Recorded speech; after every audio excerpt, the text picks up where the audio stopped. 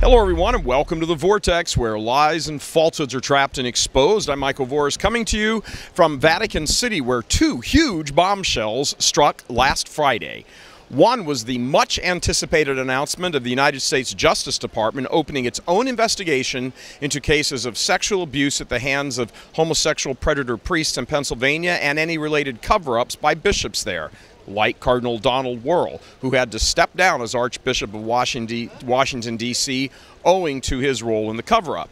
Related to that, it was also revealed that the Diocese of Buffalo has been under increasing scrutiny by law enforcement officials there for the same reasons the DOJ is probing multiple Pennsylvania dioceses. As one further welcome note, media attention is now lasering in on the Diocese of Buffalo in the specific case of Father Joseph Moreno, a story Church Militant first brought you last month and updated last week.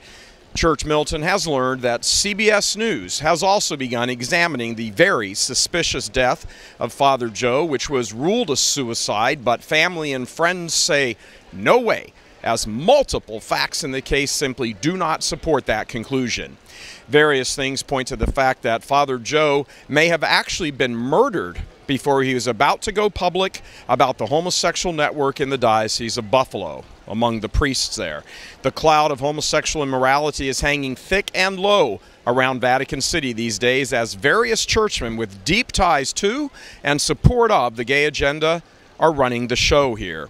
Even the pretend Synod of the Youth is being viewed by those closely following it as little else than a pretense to advance more acceptance of sodomy in the Church. The specter of homosexuality and all its attendant evils for those who are active was brought home also last Friday as the second bombshell exploded over Rome, the release of the third statement by the much-hunted Archbishop Carlo Maria Vigano.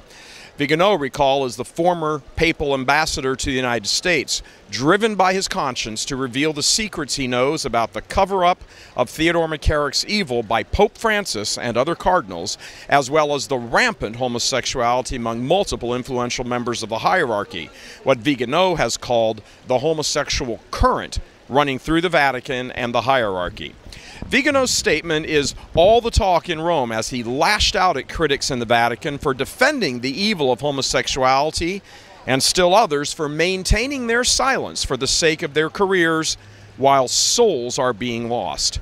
He said in part, quote, McCarrick was part of a network of bishops promoting homosexuality who, exploiting their favor with Pope Francis, manipulated episcopal appointments so as to protect themselves from justice and to strengthen the homosexual network in the hierarchy and in the Church at large. And then, in a direct charge against Pope Francis, he said, quote, Pope Francis himself has either colluded in this corruption or, knowing what he does, is gravely negligent in failing to oppose it and uproot it. That last charge points the finger directly at Francis as the ultimate cause of all this evil. Francis has promoted and advanced the careers of known homosexual predators, promoted them to powerful positions, brought them into his inner circle of advisors, and has likewise showered cover-up bishops and cardinals with the same praise and glory. These men, like Wuerl, Farrell, Tobin, and others, have lied about what they knew, when they knew it, and continue to refuse to admit their guilt in all of this. Their hardness of heart and betrayal of office, as well as their betrayal of the laity, has set off a storm of justified anger among peasant Catholics who now see that as long as Pope Francis is Pope, these wicked prelates are unaccountable and feel as though they can get away with murder. Quote, this is a crisis due to the scourge of homosexuality in its agents, in its motives, in its resistance to reform. It is no exaggeration to say that homosexuality has become a plague in the clergy, and it can only be eradicated with spiritual weapons, closed quote. But Vigano didn't stop there. He called out the other men in the hierarchy who he says know all of this is true. The McCarrick cover-up, the homosexual mob running the Vatican, all of it. He calls them out for being cowards as they remain silent and said they now have a choice to make. Quote, you can choose to withdraw from the battle, to prop up the conspiracy of silence and avert your eyes from the spreading of corruption. You can make excuses, compromises, and justification that put off the day of reckoning. You can console yourselves with the falsehood and the delusion that it will be easier to tell the truth tomorrow and then the following day, and so on. On the other hand, you can choose to speak. You can trust Him who told us, "The truth will set you free." I do not say it will be easy to decide between silence and speaking. I urge you to consider which choice on your deathbed and then before the just judge you will not regret having made. Closed quote. This steady drip, drip, drip of disastrous news is taking its toll here at the Vatican. Around the world, especially in the United States, the Pope's popularity is plummeting as news continues to pile up that while he was Archbishop of Buenos Aires, he too covered up homosexual predator priests and repeatedly lied about it.